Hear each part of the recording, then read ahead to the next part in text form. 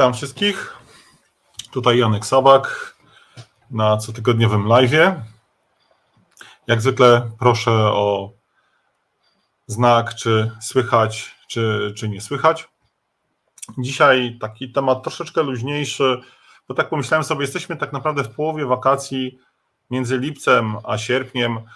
O czym by tutaj opowiadać, jakie rozważania by poprowadzić. No i przyszedł mi do głowy temat czasu. Wydawałoby się, że czas to taki temat trochę niekonkretny, jeszcze w kontekście testowania mógłby być, no nie wiadomo jak go potraktować, chociaż wszyscy się spieszymy i tego czasu mamy za mało, ale tak jak zacząłem troszeczkę dłużej myśleć, to wyszło mi, że czas w testach gra bardzo konkretną rolę i jest bardzo, bardzo, bardzo potrzebny. I dzisiaj zahaczę o kilka aspektów tego, czym jest czas w różnych miejscach testowania, czy w różnych typach testowania. Będę mówił trochę o zarządzaniu, bo w zarządzaniu testami czas jest ważny i drugą część, o ile zdążę, poświęcę na temat czasu w automatyzacji testów. Więc przechodząc do sedna. Jeżeli myślicie o czasie, tak, to zwykle myślimy o tym, żeby zdążyć, bo czasu jest za mało, tak jak powiedziałem. Zdążyć przed czym? No, przed magicznym słowem deadline. Deadline to jest słowo, którego się wszyscy boją w projektach informatycznych. Projekty są opóźnione przeważnie. Może wasze nie. Życzę wam tego, żeby wasze projekty nie były opóźnione, ale bardzo często projekty się opóźniają, więc ten deadline jest takim czymś, co wisi nad nami. Jest wdrożenie, musimy przed wdrożeniem wykonać ileś tam rzeczy. Więc pierwsza rzecz, która nam przychodzi na myśl, przynajmniej mi przychodzi na myśl, jak myślę o czasie, takim czasie kalendarzowym, no to jest deadline. I jak ten deadline działa, czy jak czas i deadline działają w testowaniu? Wyobraźmy sobie oś czasu. Tak, tutaj mamy początek projektu i tutaj mamy koniec projektu, mamy oś czasu. To jest literka T. No, proste pojęcie. Podróżujemy sobie razem z projektem od początku czasu do końca czasu. Nieważne, czy macie projekt, który jest projektem zwinnym, czy projektem klasycznym, takim waterfallowym, to ten czas płynie i czas tak naprawdę nie ma możliwości odzyskania tego czasu. Tom DeMarco w jednym z swoich wykładów powiedział, to jest bardzo mądra rzecz, że te dni na końcu projektu powinniśmy traktować tak samo jak te dni na początku projektu, a może odwrotnie. Te dni na początku projektu, czyli każdy dzień na początku projektu powinniśmy traktować tak, jakbyśmy traktowali ten ostatni dzień przed deadline'em. Dlatego, że to, co wam umknie teraz, to, że na przykład wchodzicie do projektu i nie macie laptopa, nie macie dostępów albo nie macie dokumentacji. Siedzicie dzień, 2, 3. Zdarza się? No, zdarza się, tak? Oby nie, ale czasami się zdarza. I ten pierwsze 3 dni tak naprawdę projektu, w którym jeszcze nie uczestniczycie, bo nie macie jak, są tak samo ważne jak te 3 dni ostatnie przed deadline'em. Tak, jak sobie przypomnicie swoje deadline'y, czy swoje projekty, które się kończyły, to co testerzy robią przed samym deadline'em? Testerzy zwykle mają nadgodziny, bo się z czymś deweloperzy nie wyrobili, albo są jakieś poprawki, albo są błędy do zretestowania, albo jakaś regresja do zrobienia. Więc pierwsza nauczka jest taka, że czas płynie cały czas tak samo. Dni na początku projektu są tak ważne jak dni na końcu projektu. Mnie to bardzo pomogło w organizacji pracy i w mobilizowaniu się do pracy od samego początku projektu, a nie na końcu, jak już mam rzeczy do testowania. Druga rzecz, drugie miejsce, w którym czas występuje, też zwykle na początku projektu albo przed projektem jeszcze, to jest szacowanie. Szacowanie jest trudne, dlatego że w szacowaniu trzeba wziąć pod uwagę kilka rzeczy. Przede wszystkim czas. Ile mamy tego czasu? Miesiąc, 2 miesiące, pół roku, rok, ale drugą rzeczą, którą trzeba brać w szacowaniu, pod uwagę, są zasoby. Dlatego, że jeżeli mamy miesiąc na testy, to inną ilość pracy wykona jeden tester, tak, mamy statystycznie 21 dni roboczych w miesiącu, no to jeden tester wykona statystycznie średnio 21 dni testów. Jeżeli będziemy mieli 2 testerów, no to 42 dni, jeżeli 3, no to 33 dni.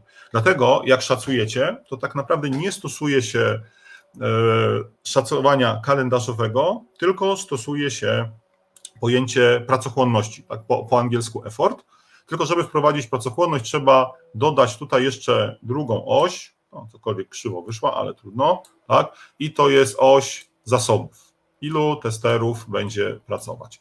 I w związku z tym tak naprawdę effort, o którym mówimy, nie jest do przedstawienia na jednej osi, tylko to jest raczej prostokąt i ten prostokąt mówi nam, pole tego prostokąta mówi nam, ile będziemy testować. Jak wyszacujecie, powiedzmy, nie wiem, 5 osobodni, 10, 20, 50 osobodni, to można wtedy troszeczkę żonglować czasem. Dlaczego? Dlatego, że jeżeli mamy jednego testera, powiedzmy ja tutaj, niech to będzie jeden tester, który testuje przez te 20 dni. Jak weźmiemy 2 testerów, to będziemy mieli 2 razy krótszy czas. Tak? Jak weźmiemy 3 testerów, to będziemy mieli 3 razy krótszy czas. I tak dalej, tak, i tak dalej. Tylko że w pewnym momencie okazuje się, że to nie jest tak, że jak jeden tester będzie pracował przez 20 dni i coś zrobi, to równie dobrze może 20 testerów pracować przez 1 dzień.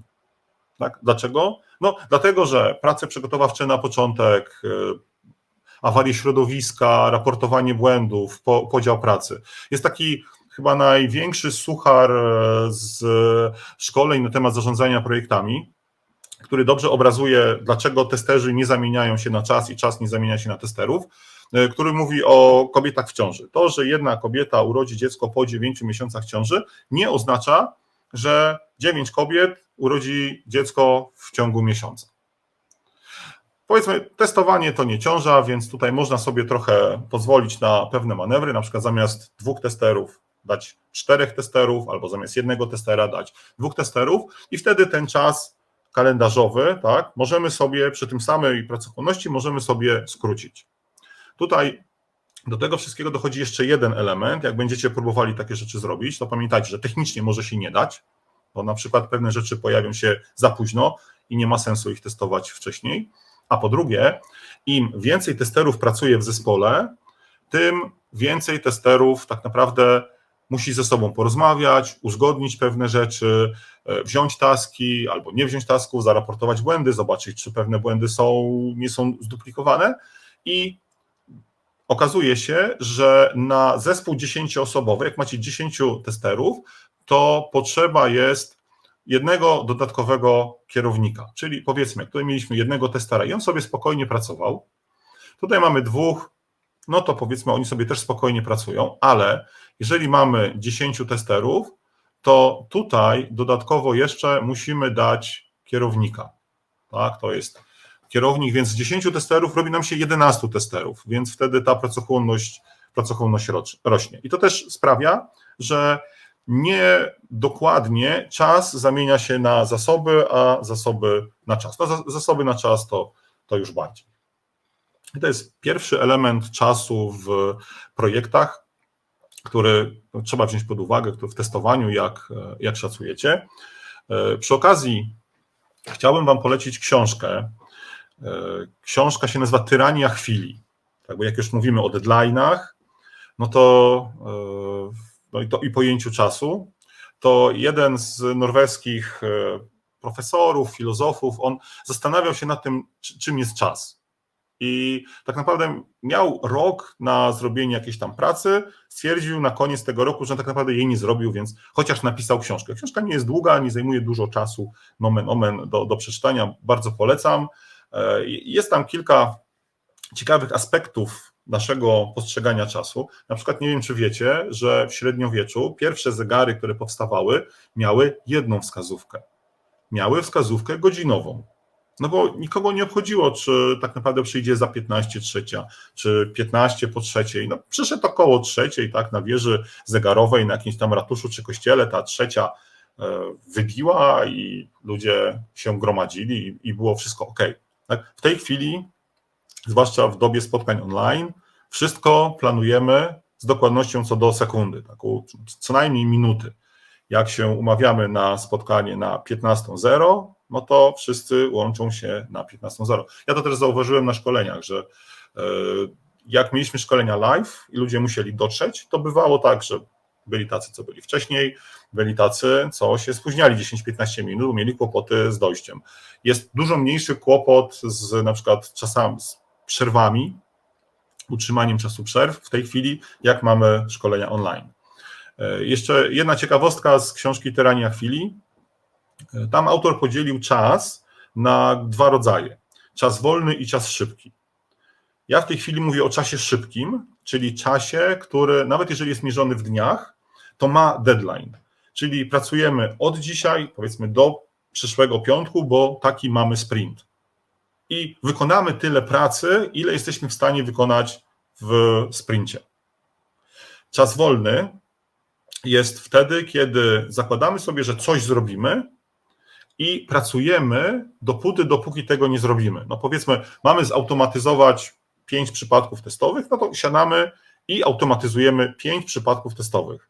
Nieważne, zajmie to dzień, zajmie to 2, zajmie to 3, tak, czy zajmie to 5, to jeżeli chcemy postrzegać czas jako czas wolny, oczywiście jeżeli mamy otoczenie, które nam na to pozwala, no to wtedy nie przejmujemy się, ile czasu zużyliśmy, ważne, że zrobiliśmy swoją pracę.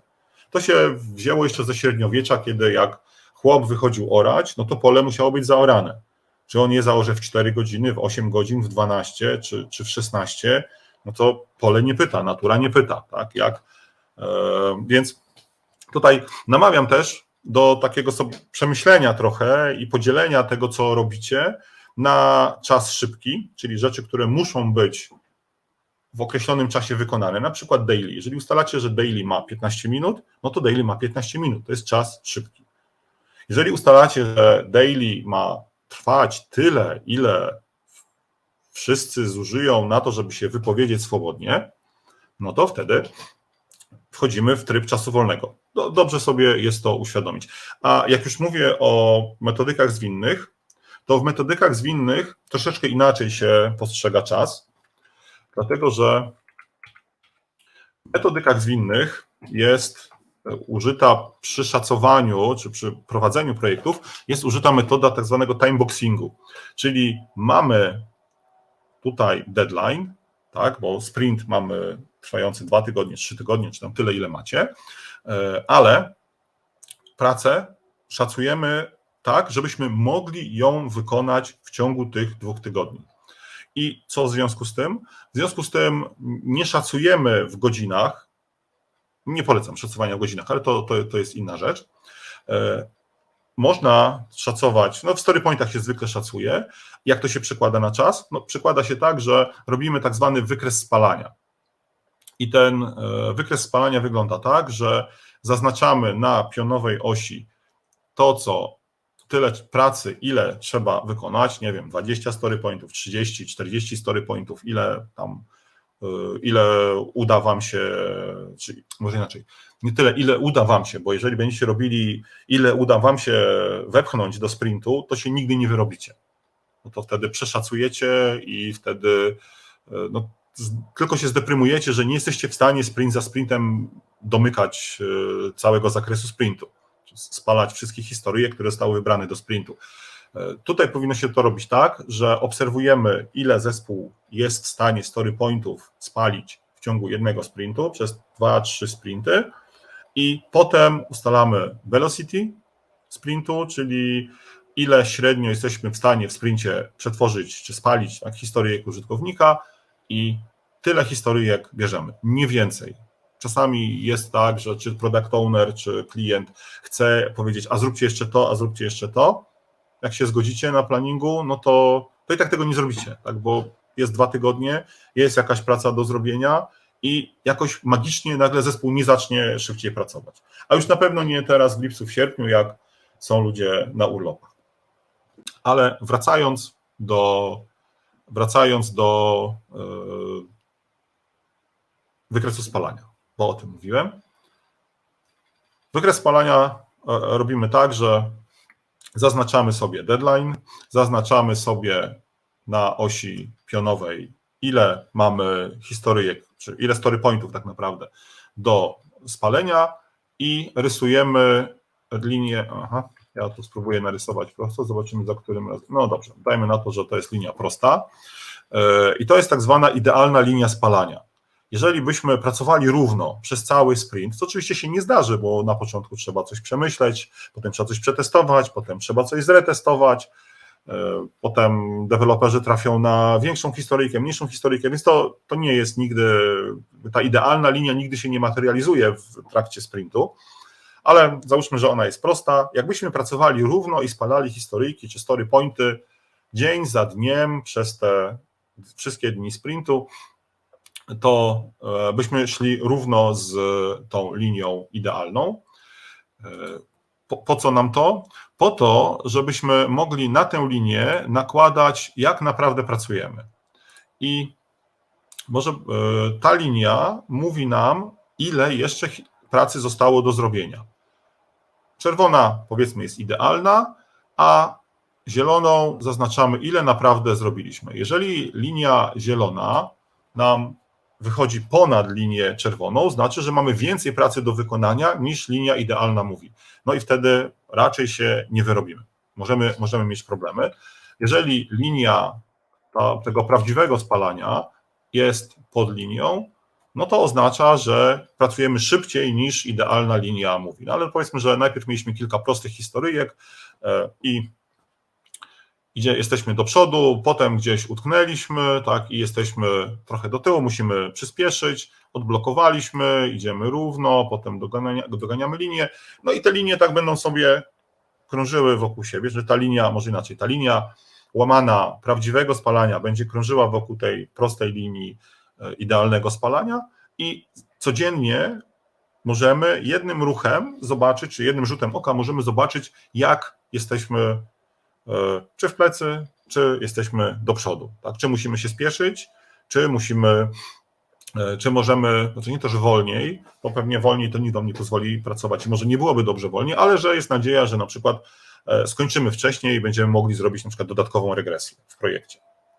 Także pojęcie czasu, tylko też jeżeli mówimy o zarządzaniu projektami, to musimy rozważać, pamiętajcie zawsze, 2 aspekty. Jeden to jest czas kalendarzowy, czyli deadline i deadline'u raczej nikt wam nie pozwoli przekroczyć.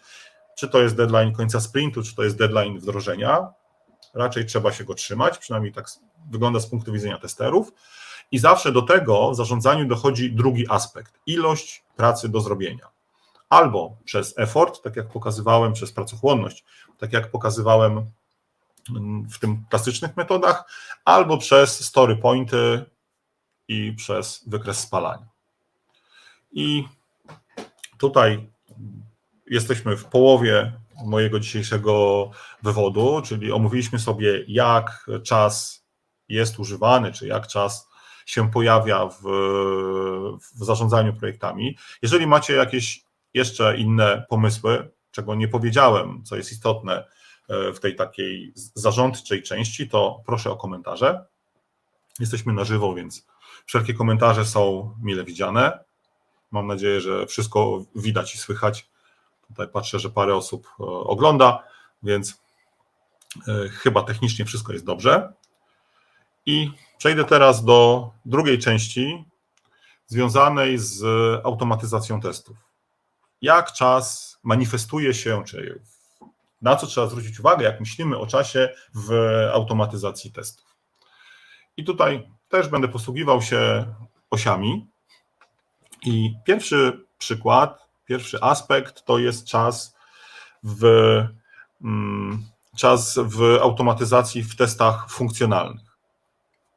Kiedy i dlaczego jest ważny? no, jest zawsze ważny, a już pokazuję dlaczego. Bo jak automatyzujemy testy, to automat wykonuje się w takim tempie, w jakim został napisany i w jakim zostały użyte wszystkie mechanizmy zarządzania czasem. Są generalnie w automatyzacji testów dwa mechanizmy zarządzania czasem. Pierwszy mechanizm to są waity, tak? I to, jak mówię o waitach, to mówię o takich mechanizmach, na przykład w Selenium, czy w Playwrightie, czy w Cypressie, czy w innych narzędziach do automatyzacji testów, które obserwują przeglądarkę, czy obserwują system i aktywnie czekają na to, aż coś się w systemie zdarzy. I to jest ta rzecz, którą polecam do używania, czy to będą explicit waity, czy to będą implicit waity, czy to będą waity takie, które są wbudowane, bo Playwright czy Cypress mają wbudowane waity i tak naprawdę nie musicie się nimi zajmować, ale one tam pod spodem są. Pokażę za chwilę, jak one wyglądają, czyli jak to wygląda w przeglądarce.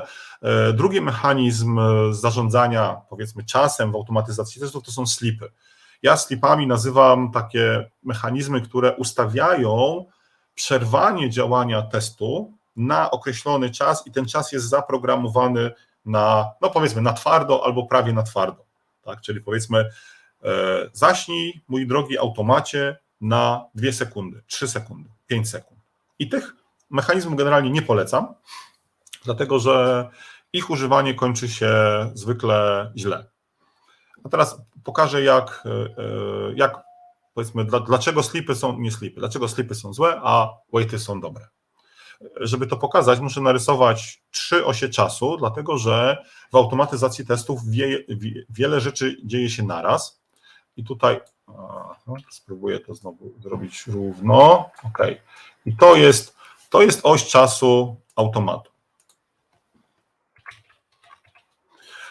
Automatyzacja polega na tym, że piszemy program, który testuje inny program, czyli tak jakby wydaje komendy albo działa, czego używa ten inny program, ten program w przeglądarce.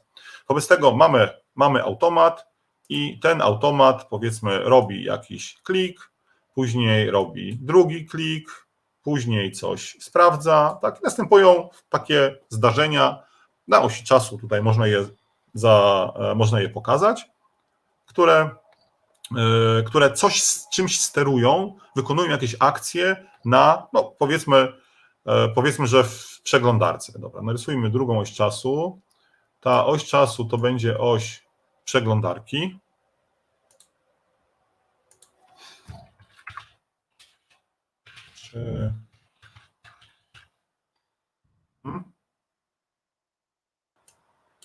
No i zdarzenia, które wykonuje automat, one trafiają do przeglądarki. Jedno zdarzenie, drugie zdarzenie, powiedzmy, i trzecie zdarzenie. Przeglądarka jest frontem, tak, jest frontendem, wobec tego tak naprawdę jeszcze musi coś zrobić. Czasami, powiedzmy, kliknięcie powoduje wykonanie jakiejś animacji, dzieje się animacja i zmienia się stan przeglądarki i może to zaobserwować automat, sobie tutaj czeka sobie waitem, tak, tutaj będzie wait i jak doczeka się, to wykonuje następne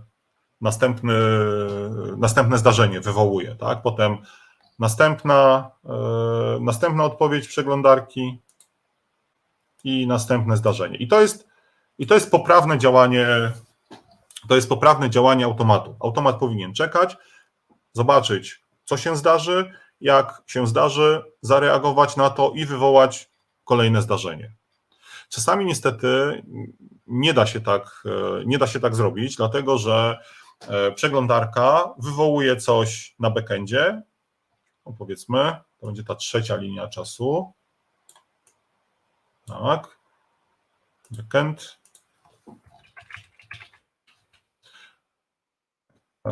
Powiedzmy, niech to będzie na niebiesko, czyli przychodzi jakiś request do przeglądarki, przeglądarka wykonuje request do backendu. Okay. Backend coś przetwarza, API coś przetwarza i oddaje, i to jest, i oddaje, wtedy przeglądarka oddaje i jest dobrze. Czasami niestety jest tak, że jak backend coś oddaje, to nie pojawia się to zdarzenie. No i co wtedy ma zrobić automat? Tak, bo nie wie, czy dane się załadowały, czy dane się nie załadowały. I trzeba poszukać jakichś dodatkowych mechanizmów, które sprawdzają, czy dane są załadowane. Jeżeli znacie JavaScripta, możecie wstrzyknąć JavaScripta do przeglądarki, poobserwować sobie, jakie są struktury danych, czy one się wypełniły, czy się nie wypełniły, jakie elementy się pojawiły albo zniknęły na froncie. Wtedy trzeba trochę pokombinować. W ostatecznym rozrachunku, jeżeli totalnie nic nie możecie, no to zamiast waita, zaraz usuniemy tego waita, no dobra, nie udaje się usunąć waita, to zamiast waita używamy wtedy slipów. Dlatego, że przewidujemy, że przeglądarka zwróci po 1 sekundzie, pół sekundzie, ćwierć sekundy, zwróci nam coś, backend na przykład zwróci i będziemy mogli po tym czasie, tutaj po tym slipie będziemy mogli wykonać następne zdarzenie. Tylko co się wtedy dzieje? Wszystko pięknie działa, jeżeli macie dobry internet, jeżeli jesteście w LANie, jeżeli aplikacja nie jest obciążona. I piszecie skrypt spokojnie działa, slip pół. I to tak się zawsze zaczyna albo slip.25, tam 250 milisekund, czy slip 500 milisekund, wszystko pięknie działa. Tylko następnego dnia doładujecie więcej danych, no bo wykonujecie cały czas testy regresji. Trochę będzie aplikacja obciążona. Dojdzie nowa funkcjonalność, tak, to tam po tygodniu będzie mniej zoptymalizowana, aplikacja będzie, czy serwer będzie bardziej obciążony. I tak tydzień po tygodniu aplikacja będzie zwalniała. I co się stanie?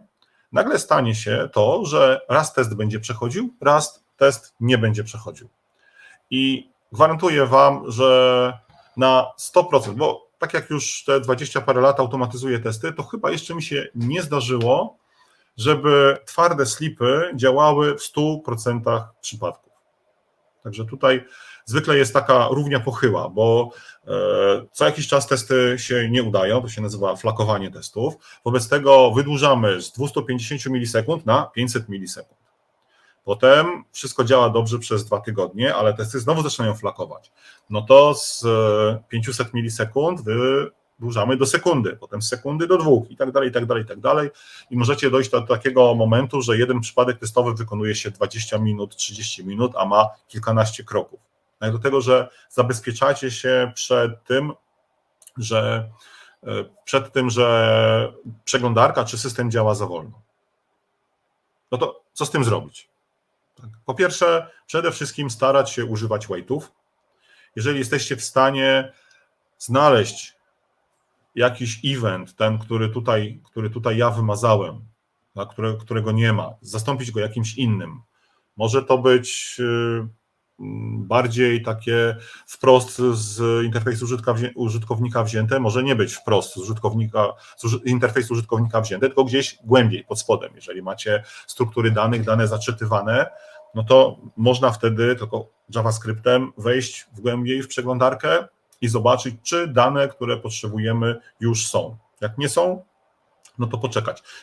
Trzeba uważać, żeby nie wywalić aplikacji, dlatego że pamiętajcie, że w przeglądarkach engine JavaScriptowy jest jednowątkowy, więc jeżeli gdzieś zrobicie slipa w samym JavaScriptie, albo jeżeli będziecie na coś czekać, a przeglądarka nie będzie mogła tego przetworzyć, no to możecie zrobić deadlock i wtedy zatrzymujecie aplikację i aplikacja w ogóle nie działa. Także walczyć o waity, jeszcze raz walczyć o waity. Jeżeli nie da się walczyć o waity, no to porozmawiać z programistami, co mogą zrobić. Tak naprawdę to, co nas obchodzi, to jest zmiana stanu interfejsu użytkownika.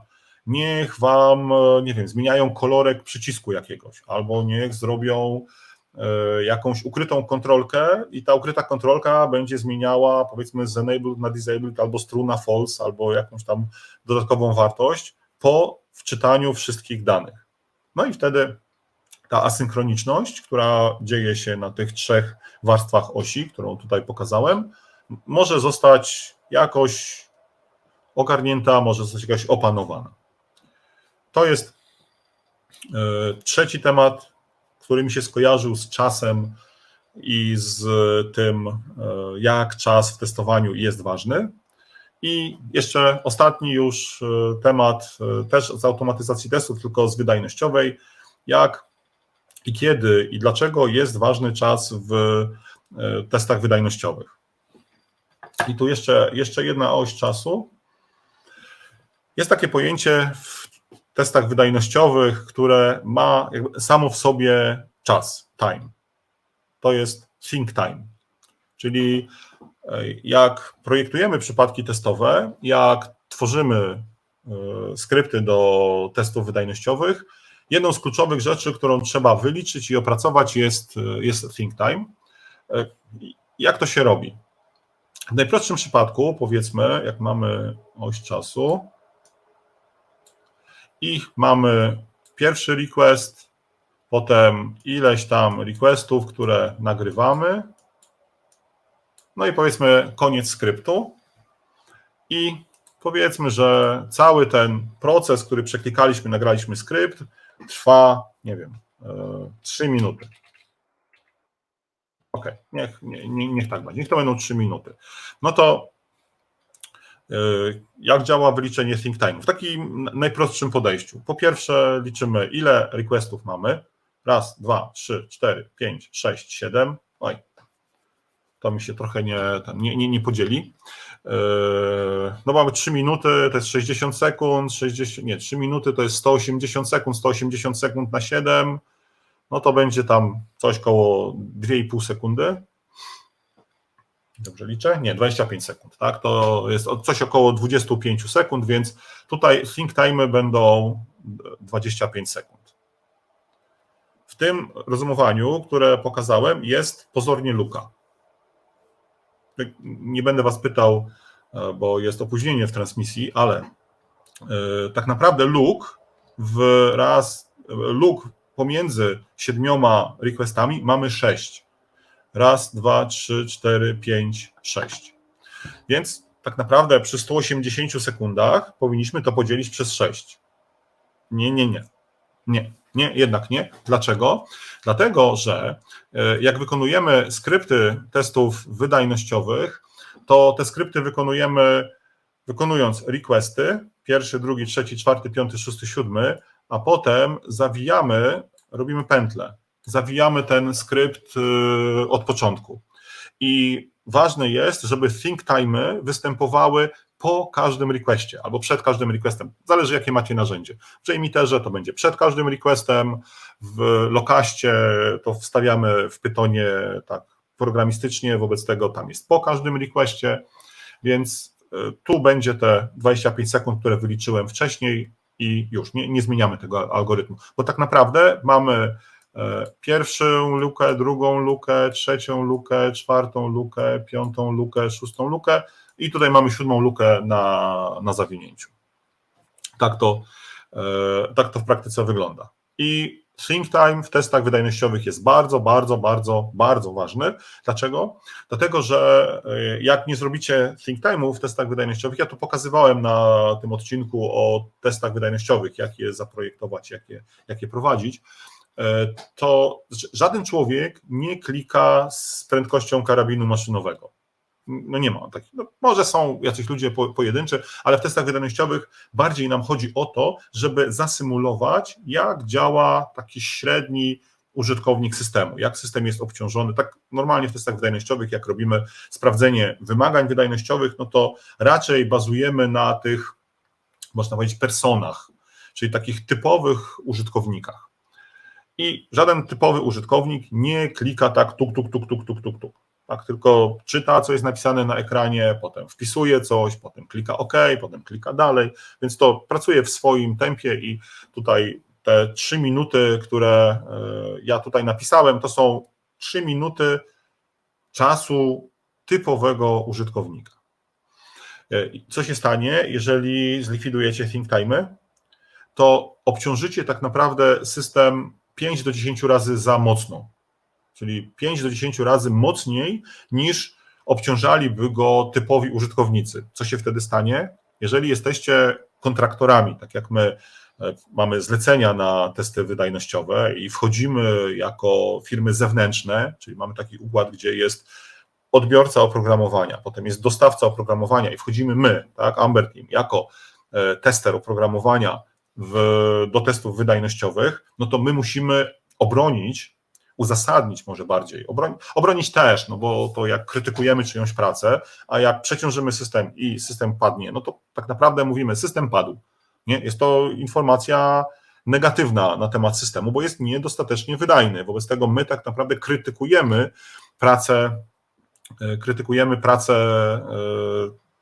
czy programistów i tak naprawdę też trochę testerów od dostawcy, co jako testerzy to jesteśmy tylko przyzwyczajeni, bo my jako testerzy generalnie myślimy krytycznie i raportujemy błędy, no tylko, że tu jest taki układ bardziej firma, więc my jako firma, jako zespół testerów wydajnościowych musimy uzasadnić to, że nasze testy były dobre. No i jak pominiemy think time'y albo źle wyliczymy think time'y, no to niestety my z kolei jesteśmy krytykowani, my musimy bronić naszych wyników testów, jak nie obronimy, to znaczy, że źle wykonaliśmy swoją pracę. No, dlatego, że testowanie oprogramowania jest znajdowaniem ryzyk i tu w tym wypadku my szukamy ryzyk wydajnościowych. Jeżeli znajdujemy ryzyka wydajnościowe, których nie ma, no to znaczy, że tak naprawdę oszukujemy klienta, źle wykonujemy swoją pracę, więc staramy się tego nie robić, staramy się przyłożyć do swojej pracy, więc wyliczamy think time. Ale niestety sprawa nie jest do końca taka prosta z tymi think time'ami, dlatego że systemy nie do końca tak działają. Zwłaszcza w tej chwili, jak macie aplikacje webowe, aplikacje Ajaxowe czy tam XHR-owe, pewnie teraz powinienem bardziej poprawnie to nazwać, to te requesty, one nie rozkładają się tak równo. Więc ja tutaj cofnę. Dlaczego one się nie rozkładają tak równo? Dlatego, że tak naprawdę komunikacja pomiędzy frontendem a backendem dzieje się wtedy, kiedy są, powiedzmy na przykład, wysyłane formularze albo kiedy są doczytywane dane. Pewne dane są doczytywane asynchronicznie i to jest bardzo ciężko zasymulować. To nie będę się teraz tym zajmował, ale już jako ostatnią rzecz dzisiaj pokażę Wam, jak symulujemy i jak liczymy think time'y dla aplikacji, gdzie dane są zaczytywane na przykład po kliknięciu. Mamy wypełnienie formularza, co chwilę trwa. Tak? Okazuje się, że na przykład w systemach bankowych użytkownicy klikają przyciski, które wymagają odwołania się do backendu co 30-40 sekund. Jak się zastanowicie, możecie siebie poobserwować, jak wchodzicie na swój ulubiony bank, albo nieulubiony, ale taki, z którego korzystacie, no to zobaczycie, że najpierw wpisujecie login, hasło, OK, potem coś się ładuje, potem czytamy, ile mamy pieniędzy na koncie, aha, ale co ja miałem zrobić? Miałem zrobić przelew za czynsz, OK, no to klikam w przelewy, potem zastanawiam się, gdzie ja mam namiary na spółdzielnię swoją mieszkaniową, no to wpisuję adres, mam zapamiętany, nie mam zapamiętany, no i tak dalej, i tak dalej. Okazuje się, że wcale te systemy, które testujemy, przynajmniej te, które my zwykle testujemy, one nie są klikane tak szybko, jakby się wydawało, ale co się dzieje, jak już to kliknięcie zostanie wykonane? Jak kliknięcie zostanie wykonane, no to idzie request do backendu. Tak, tutaj zaznaczyłem ten request, bo trzeba pobrać dane. Dodatkowo pewnie zmienia się strona. Jak się zmienia strona, to są zaczytywane nowe zasoby, są zaczytywane nowe dane słownikowe, bo mamy typy przelewów, bo mamy, nie wiem, historię, z której są wyczytywane dane, więc tak naprawdę przeglądarka uruchamia równolegle 4 do 6 sesji, to pewnie zależy od konfiguracji, z którymi równolegle ściąga dane z backendu. W testach wydajnościowych raczej mamy systemy, narzędzia jednowątkowe, które te wątki zwielokrotniają. Wobec tego nie potrafimy, czy raczej nie robimy tak, że równolegle uruchamiamy 4 czy 6 wątków. Można, jak ktoś chce, to można, zwykle tego nie robimy, bo jest to zbytnia komplikacja, nie poprawia zasadniczo jakości testów, więc to, co zwykle robimy, to bez żadnego think time'u robimy wszystkie requesty, które dzieją się po kliknięciu, czyli wczytanie nowej strony, wczytanie danych, czytanie nowych słowników, tych słowników tam jest kilka i coś takiego i tak symulujemy to jedno kliknięcie. Nie? I potem się użytkownik zastanawia, potem jest kolejne kliknięcie, tak, i potem jest kolejne kliknięcie i tutaj tych requestów jest znowu kilka równolegle. I think time'y wpisujemy pomiędzy tutaj. Think time, tak, tu jest jeden think time, tu jest drugi think time. No i oczywiście na końcu dajemy trzeci think time, bo pętlę wykonamy i tutaj think time też jest potrzebny, bo inaczej nie byłoby think time'u pomiędzy ostatnim requestem z wątku i pierwszym requestem kolejnego obrotu pętli. Takie podejście do sprawy ma te zalety, że po pierwsze symulujemy to, co robi użytkownik, czyli klikamy, jest pobieranie wszystkich zasobów, które są potrzebne, potem think time, potem znowu kliknięcie i pobieranie. Tak naprawdę przeglądarki w tej chwili obciążają systemy. My jeszcze tutaj jedną rzecz robimy dla klientów. Mierzymy czas o ten czas całościowy. Tu jeden, tutaj drugi. Dlaczego czas całościowy mierzymy, a nie pojedynczych requestów? Pojedynczych requesty też mierzymy, ale to tylko ze względów technicznych, bo czasami jak zgłosimy, że jakieś czasy są za długie, to deweloperzy nas pytają, a który konkretnie request jest za długi? No to wtedy musimy pokazać pewien request z całej transakcji. A biznesowo klientów naszych interesują te czasy obsługi transakcji, bo tak na dobrą sprawę tutaj, gdzie jest think time, no to użytkownik myśli, system nie pracuje, a system ma jak najszybciej, czy może nie jak najszybciej, odpowiednio szybko pokazać wyniki swojej pracy. Więc mierzymy czasy transakcji. I w JMeterze, i w Lokaście, bo to są narzędzia, których najczęściej używamy, te czasy transakcji raportujemy do klienta biznesowego, a jak rozmawiamy z ludźmi technicznymi, no to raportujemy wszystkie requesty. Czyli podsumowując, bo już będę teraz kończył, czas, no jak w całym dzisiejszym świecie, czas w testowaniu w kilku miejscach, co najmniej kilku miejscach, te 4 dzisiaj Wam pokazałem, gra kluczową rolę. Pierwsza rzecz to jest deadline, no bo musimy się wyrobić z testami przed deadline'em. Tak, to jest może trochę uproszczenie, ale dobrze jest tak myśleć. Czas też jest używany przy szacowaniu. Jak dołożymy do niego zasoby, które mamy, czy ilość pracy, która jest do wykonania, story pointów, no to wtedy jesteśmy w stanie zarządzać projektem, zarządzać testami. Wiemy, czy się wyrobimy, czy się nie wyrobimy i to jest na przykład bardzo ważne. To też ostatnio u nas w jednym z projektów wyszło, że bardzo niedobrze jest, jak tester wie, że się nie wyrobi, albo spodziewa się, że się nie wyrobi i tego nie raportuje. Dlatego, że projekt nie jest w stanie zareagować.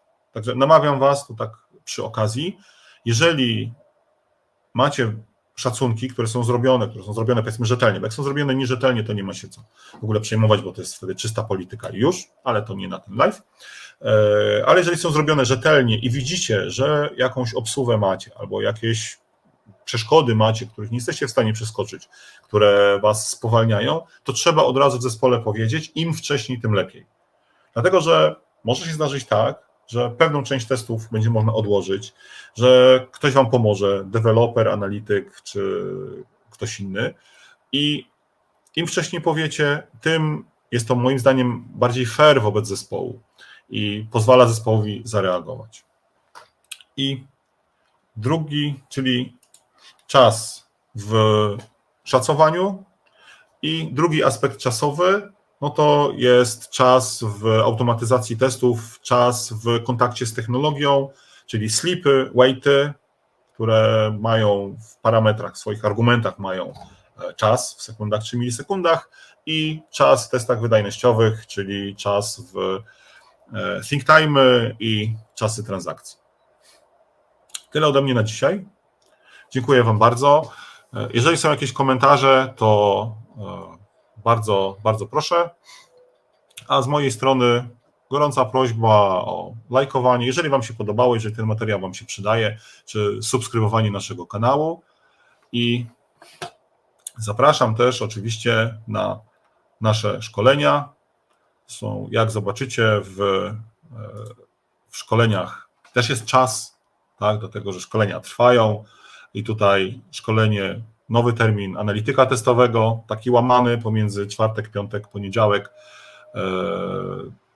w okolicach 1 września, i CTFL prowadzony przez Wojtka Becle od 6 do 8 września. I tym akcentem na temat czasu kończę dzisiaj i żegnam się i zapraszam za tydzień. Dziękuję bardzo.